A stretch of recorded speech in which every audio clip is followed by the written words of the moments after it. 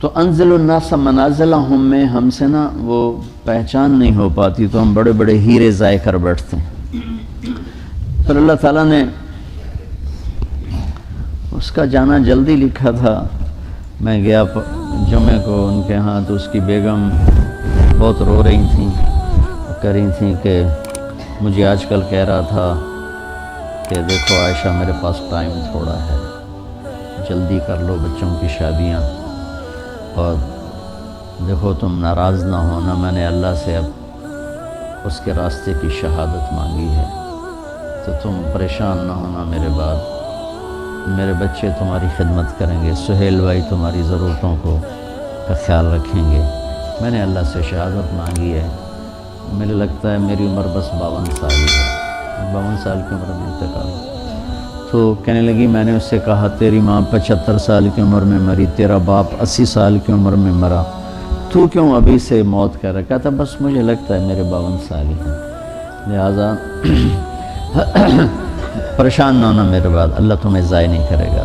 تمہارے بچے تمہاری خدمت کریں گے، سہیل بھائی تمہاری ضرورتیں دیکھیں گے۔ تو میں نے اپنے اللہ سے مانگا کہ میں اس کے راستے میں اپنی جان دوں، تو کہاں سے تقدیر نے اس کو اٹھایا، امریکہ سے انگلینڈ آیا، انگلینڈ سے کراچی آیا، کراچی سے لاہور آیا، تو لاہور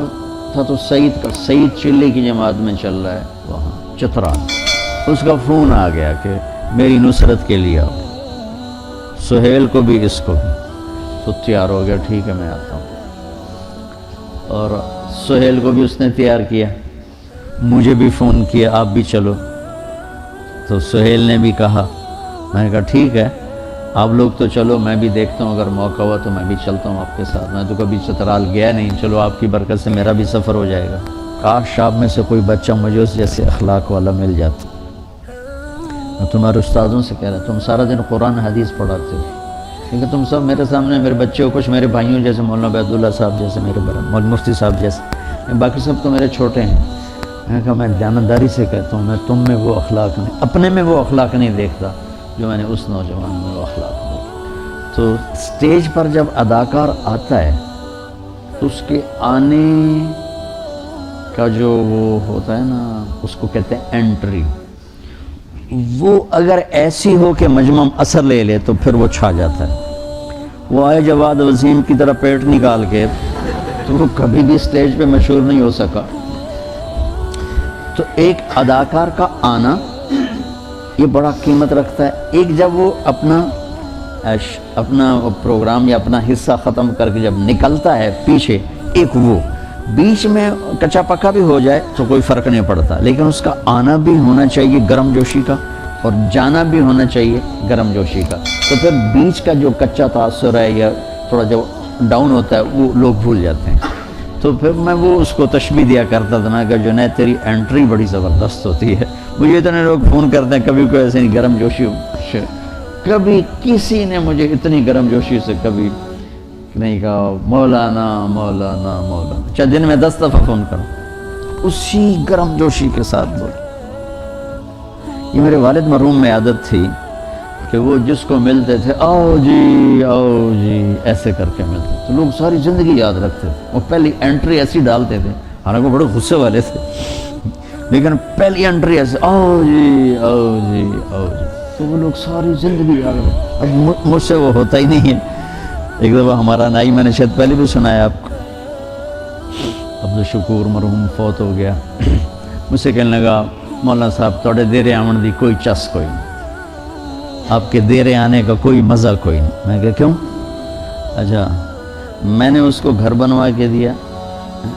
اس کا سارا خرچہ میرے ذمے، اس کے بچوں کا، اس کی بیگم کا، اس کی بیماری کا، بچوں کی شادی کا، بچیوں کی شادی کا، سارا خرچہ میرے ذمے،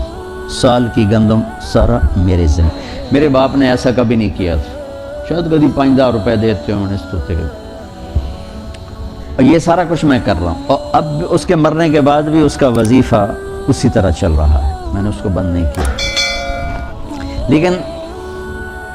گرم جوشی اور ٹھنڈے پن کا کتنا اثر ہوتا ہے۔ کہنے لگا مولانا صاحب توڑے دیرے آمن دی چس کوئی۔ میں کیوں؟ کہ جب میاں صاحب ہوندے ہیں یعنی میرے والد، تو جو ہی میں گیٹ پہ آتا تو دور سے کہتے آؤ بھائی عبد الشکور آ گیا، اتنا دے ہاتھ ہوندے ہیں آؤ بھائی عبد الشکور آ گیا، او بشیر آ دو بندیاں دی روٹی لے آ، کھاتا زیادہ تھا تو کہ 2 بندیاں دی روٹی لے آ، تو اس کو 2 کی بجائے میرے باپ کا پروٹوکول کیا تھا 2 کی بجائے 4 روٹیاں اور ایک یاؤ بھائی یاؤ بھائی، میں یہ نہیں کر سکا، ٹھیک ہے، اور میں نے کیا کیا میں نے آپ کو بتا دیا ہے۔ اب وہ سارا اس نے 0 کر دیا اور میرے باپ کا یوں ملنا اس نے 100 کر دیا اور کہنے لگا تواڈے کول آویدا ملن واسطے منہ تواڈا ایدے ہوندا مسافر تسی ایدے کر دیو، تانوں کی ملنا۔ اس کو یہ دیکھو میری ساری خدمت اس نے کیسے 0 کر دی۔ یہ توجہ فرمانی، توجہ کہاں سے ہے؟ وجہ، چہرہ میری طرف کرو، چہرہ توجہ اپنے چہرے اوپر میری، اس لیے تو میرے نبی اذا التفت التفت جميعا، یوں نہیں کرتے تھے، یوں نہیں کرتے، یوں کرتے تھے پورا، اور یوں ہوتے تھے پورا، ایسے نہیں ہوتا تھا کہ یہ اتنا اثر ڈالتا ہے کہ میری اتنی خدمات اس نے ایسے کر دی، اور صرف میرے باپ کا یوں کرنا اس نے 100 کر، یہ جنید میں صفت تھی، کوئی انکار نہیں، ہر وقت بشاشت، کروڑوں روپے کماتا تھا، 1 روپے کی زکوٰۃ فرض تھی، ایسے دیتا تھا، ایسے دیتا، ایسے ایسے، ہر وقت اس کی جیب سے ایسے نکلتے تھے اور اپنی بیگم سے کہا کہ دیکھو مجھے لگتا ہے میرا وقت قریب آ چکا ہے، تو میرے بعد ہاتھ نہ روکنا، اللہ کے واسطے خرچ کرتے رہنا، ہاتھ نہ روکنا۔ تو بچوں بڑا صدمہ دے کر گیا ہے، میں کہہ رہا تھا ایک شعر ہے بڑا پرانا گھسا پٹا سا، اور کوئی اپنے مردے پر فٹ کر دیتا ہے، لیکن مجھے پہلی دفعہ یہ شعر بڑا وزنی نظر آیا اور بڑا بھرپور نظر آیا، اور اس شعر کہ اگر کوئی مصداق ہے میری اس زندگی میں تو وہ جنید بنا ہے۔ بچھڑا کچھ اس سزا سے کہ رت ہی بدل گئی، وہ ایک شخص سارے شہر کو ویران کر کے، میں اس پر فٹا تھا، میں نے اور کسی شخصیت پر ایسا ماتم نہیں دیکھا، ایسا رونا دھونا نہیں دیکھا۔ میرے عزیزو دیکھو میں تمہارا استاد تو کوئی نہیں ہوں، میرا پڑھانا پڑھونا تو ہوتا نہیں، تمہارے استاد بیٹھے، ہمیں سبب ہوں اس سارے، اللہ نے مجھے سبب بنایا آپ بچوں کے جمع ہونے کا، یہ ایک سسٹم کا۔ زندگی اس امت کو مختصر ملی ہے، کام بہت بڑے ملے ہیں،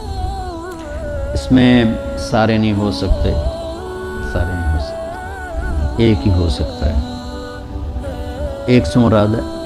یعنی جو زیادہ اہم ہیں ان میں لگا جا سکتا ہے۔ ابو غدہ رحمۃ اللہ علیہ نے بھی اپنی کتاب میں لکھا ہے کہ علم لامحدود ہے، زندگی محدود ہے، لہذا سب کا احاطہ نہیں ہو سکتا، تو اپنے آپ کو اہم فالاہم میں لگاؤ، ایسے نہ ضائع کرتے پھرو، منطق کے پیچھے لگ گئے، فلسفے کے پیچھے لگ گئے، پتہ نہیں شعر و شاعری کے پیچھے لگ گئے، وہاں لگو جہاں کچھ کما سکو،